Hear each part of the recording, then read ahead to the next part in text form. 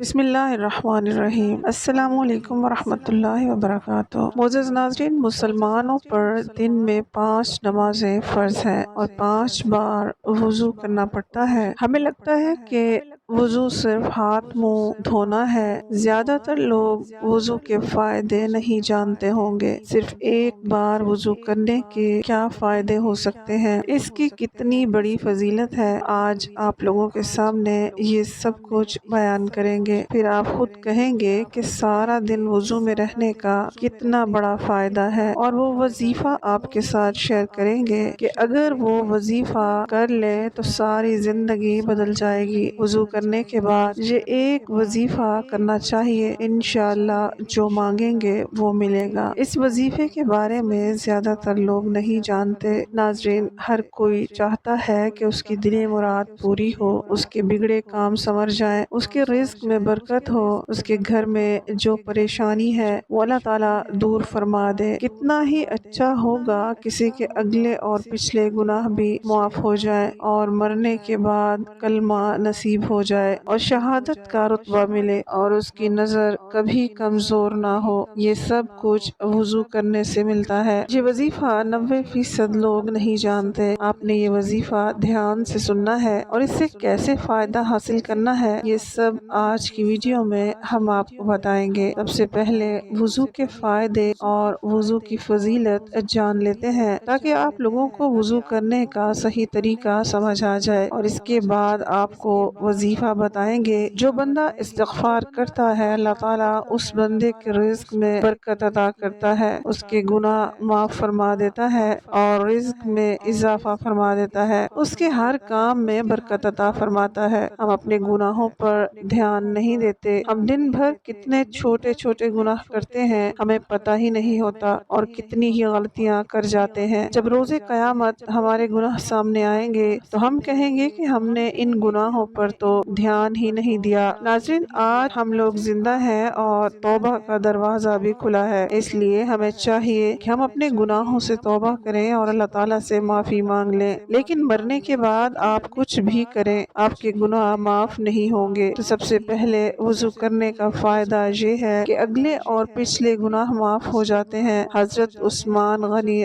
رضی اللہ تعالیٰ عنہ نے اپنے غلام سے پانی منگوایا، اس غلام نے پانی لا کر حضرت عثمان غنی رضی اللہ تعالیٰ عنہ کو دے دیا، تو حضرت عثمان غنی رضی اللہ تعالیٰ عنہ کے غلام نے کہا، اللہ آپ کو کفایت دے، رات تو بہت ٹھنڈی ہے۔ تو حضرت عثمان غنی رضی اللہ تعالیٰ عنہ نے فرمایا، میں نے ہمارے پیارے نبی حضرت محمد صلی اللہ علیہ وسلم سے سنا ہے کہ جو بندہ وضو کرتا ہے اللہ تعالیٰ اس کے اگلے اور پچھلے تمام گناہ معاف فرما دیتا ہے۔ حضرت محمد صلی اللہ علیہ وسلم نے حضرت انس رضی اللہ تعالیٰ عنہ کو فرمایا کہ باوضو رہا کرو، ملک الموت جس کی روح قبض کرتا ہے اگر وہ وضو کی حالت میں ہوگا تو وہ شہید کا رتبہ پاتا ہے۔ جو بندہ وضو کر کے سوتا ہے ساری رات اللہ تعالیٰ اس کے نامہ اعمال میں ثواب نیکیاں لکھتے ہیں۔ لیکن افسوس کی بات یہ ہے کہ آج کل ہم لوگ پاک صاف نہیں رہتے تو باوضو کیسے رہیں گے؟ جب وضو نہیں کریں گے تو ہم لوگ نماز کیسے پڑھیں گے؟ حضرت محمد صلی اللہ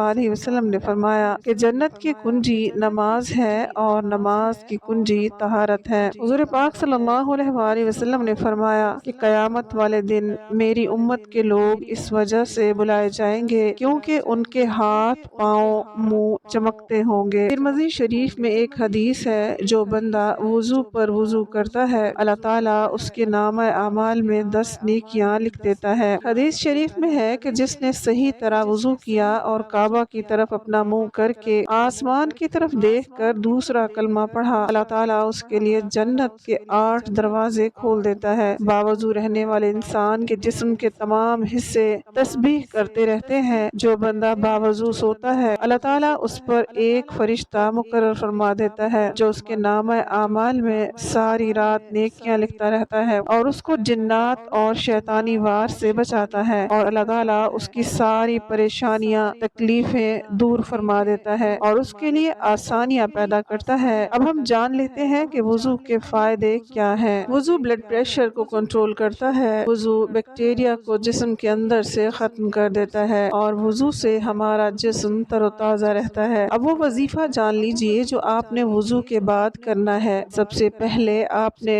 حضرت محمد صلی اللہ علیہ وآلہ وسلم پر 3 مرتبہ درود پاک پڑھنا ہے۔ اس کے بعد 41 بار یا حیو یا قیوم پڑھنا ہے اور آخر میں درود پاک 3 مرتبہ پڑھنا ہے۔ جب آپ مسجد جا رہے ہوں وضو کر کے تب بھی پڑھ سکتے ہیں اور رات کو سوتے وقت بھی پڑھ سکتے ہیں۔ نماز کی پابندی ضرور کیجیے کیونکہ نماز ہم سب مسلمانوں پر فرض ہے۔ اللہ تعالی ہم سب مسلمانوں کو نیک اعمال کرنے کی توفیق عطا فرمائے، آمین۔